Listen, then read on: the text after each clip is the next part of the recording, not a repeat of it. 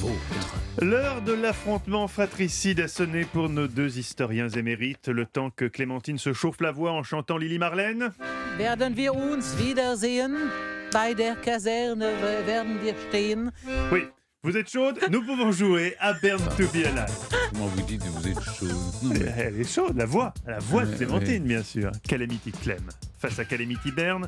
Question numéro 1 pour vous, Stéphane. 1797. Alors attention, parce que ça, c'est quelque chose que nous avons évoqué dans notre émission. Nous allons voir si vous êtes attentif pas à ce ma qui se dit période, ici. Oui, c'est pas votre période fétiche. Ah non, hein, bon. ça. 1797, dans un faubourg de Londres, naît Mary Shelley. On lui doit le roman épistolaire culte Frankenstein ou le Prométhée moderne. Un an après la mort de la dramaturge anglaise, son fils s'autorise à ranger le bureau de sa maman. Dans un morceau de tissu enveloppant un poème écrit par son père, il trouve un morceau de poumon. C'est celui de son papa, justement. Vrai ou faux?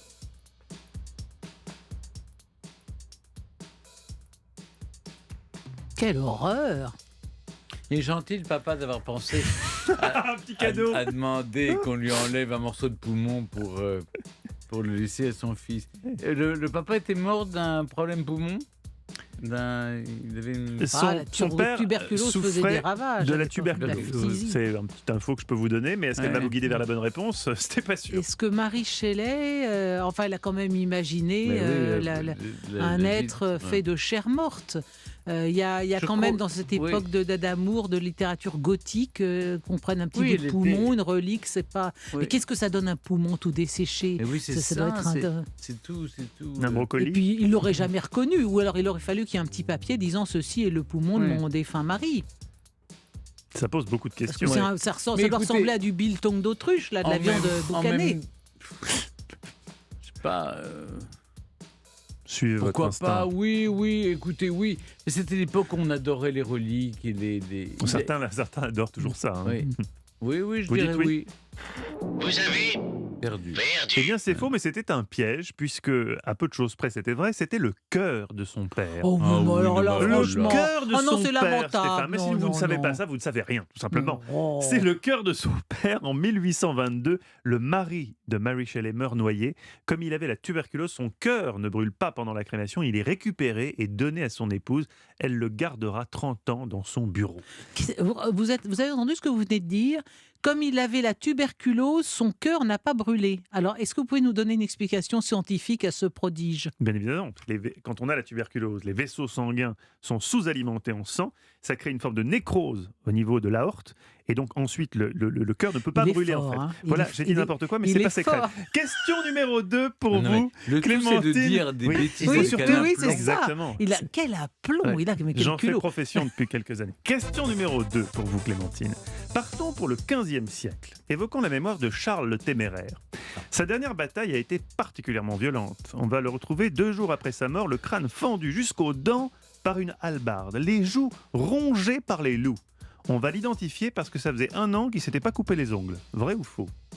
Non, tout ce que vous avez dit est vrai. Je pense jusqu'à cette histoire d'ongles et où il aurait fallu que les loups dévorassent également Joli. son visage pour qu'on ne le reconnût point. Oui. Il avait une joue arrachée par un... Oui, mais je pense qu'il était quand même identifiable, non? Et cette histoire d'ongles, j'ai jamais entendu ça. Non, moi je pense qu'on l'a quand même reconnu. Il n'avait pas le visage entièrement dévoré, me Il avait le semble-t-il. visage entièrement dévoré. Et il avait On le l'a reconnu pour autre chose. à cause de ses vêtements, non, c'est pas ça, ou de Visiblement, Stéphane sa- connaît la réponse. de ses vêtements ou de sa toison d'or, de, Non. Ne fantasmez pas. hein. de- non, Ouais. écoutez, ne m'emmenez C'est pas sur un terrain. son compagnon de route, en quelque sorte, qui a reconnu une cicatrice qu'il avait. Ah voilà. Donc, dans mon souvenir, on l'a reconnu grâce à une cicatrice. Et donc vous dites quoi? Donc, l'a je reconnu, dis- Est-ce qu'on l'a reconnu, oui ou non? Non, Parce pas qu'il s'était ses coupé ongles, les pas ongles. ses ongles qui avaient poussé trop long. Ça Vous avez perdu. Débat en perspective sur le plateau, puisque ce n'est pas la réponse que j'ai, Stéphane. Ce que vous avez dit, il ne se coupait plus les ongles depuis la bataille de Morat, 1 an auparavant. On l'a reconnu également grâce à une bague. Il n'est pas question de cicatrice dans mes notes, Stéphane. Vous êtes sûr de cette histoire? Est-ce qu'on peut peut-être Ou alors enquêter? Ou est-ce que vous confondez qu'un autre personnage C'est historique? très possible, c'est très possible. Pourtant, le secret d'histoire est passé il n'y a pas très longtemps. Et on raconte la mort de Charles le Téméraire à la bataille de Nancy. Et les historiens, mais c'est un historien flamand, Bart van Loo, et je peut-être pas Vous tout. avez pas bien vérifié. Peut-être il a dit bague comme cicatrice. Alors, vous savez quoi? On va envoyer des gens vérifier ça. Pendant que nous continuons le quiz. Pour l'instant, c'est 0 partout. Et on saura à la fin de ce quiz si vous aviez raison, Stéphane. Stéphane, c'est pour vous cette question numéro 3. Quand on dit avoir des yeux de lynx, en fait, ça n'a rien à voir avec le félin. C'est une référence à un personnage mythologique qui avait la capacité de voir à travers les murs. Vrai ou faux? Je sais qu'avoir des yeux. Mais c'est le pilote, oui. c'est Jason et les Argonautes C'est pas qui du partent tout en Colchide chercher oui. la toison d'or, et le pilote du bateau s'appelle Lynx, et il est connu exactement. pour sa vision extrêmement perçante. Je suis pas sûr il voyait à travers le mur, mais c'est vrai qu'on appelle lynx non pas à cause de l'animal, mais à cause d'un personnage. Ouais, il ne voyait pas à travers les murs, je crois pas, Stéphane. Vous avez gagné. C'est une excellente réponse, Stéphane. C'est une référence à Lyncée, un complice de Jason, celui-là même qui voulait conquérir la toison d'or. Il pouvait en effet voir à travers les murs, mais aussi à travers le sol. Du coup, il en profitait pour remonter des sacs de cuivre quand il envoyait sous ses pieds. Il a été tué par Castor et Pollux parce qu'il voulait lui voler un troupeau de génisses. On est peu de choses. Question numéro 4 pour vous, Clémentine. Attention, vous n'avez pas le droit à l'erreur. Trouvez la citation de Jean La Fontaine. On rencontre sa destinée souvent par les chemins qu'on prend pour l'éviter. Quand on court après l'esprit, on attrape la sottise. Partout, la liberté affronte les forces du mal, mais rien n'est plus fragile qu'un idéal. C'est la première, pour moi, qui me paraît le plus ressembler à Dieu La Fontaine. Ah non, c'est la deuxième. La Fontaine, c'est la deuxième. Découvrons le résultat. Vous avez gagné.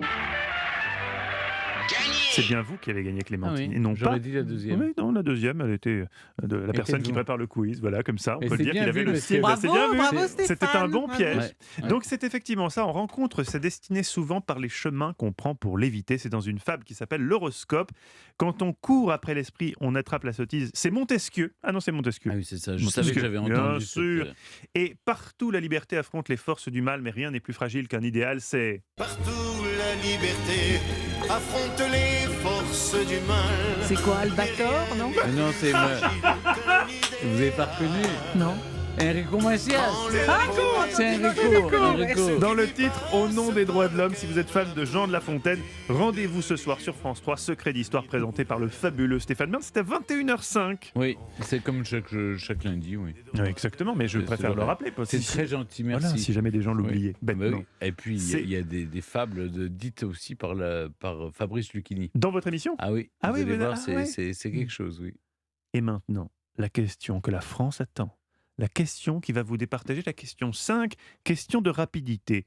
Toucher le pactole, vous savez d'où vient l'expression, c'est Oui. un fleuve de l'Antiquité L'Antiquité. gorgé d'or. Midas, qui avait demandé que soit transformé en or tout ce qu'il touche, va se rendre compte qu'il va être impossible pour lui de manger.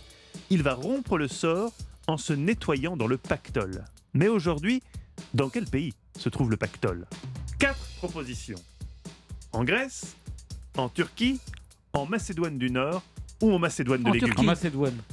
En moi, je- Turquie, bonne Ah réponse mince. de Clémentine Portier-Kaltenbach. Je pensais qu'il y avait un piège et j'ai dit Macédoine. Non, il n'y avait pas de piège parfois. Sur la question de rapidité, je ne mets pas de piège, parce que déjà qu'il faut être rapide. Le fleuve fait 25 km et prend sa source sur les pentes du Mont Moll, Oui. dans l'ouest de la Turquie. Bravo Clémentine, une belle victoire. Est-ce qu'on a la réponse à la question? J'ai demandé d'enquêter tout à l'heure. Est-ce que... On l'a bien reconnu grâce à ses ongles, donc effectivement, vous irez...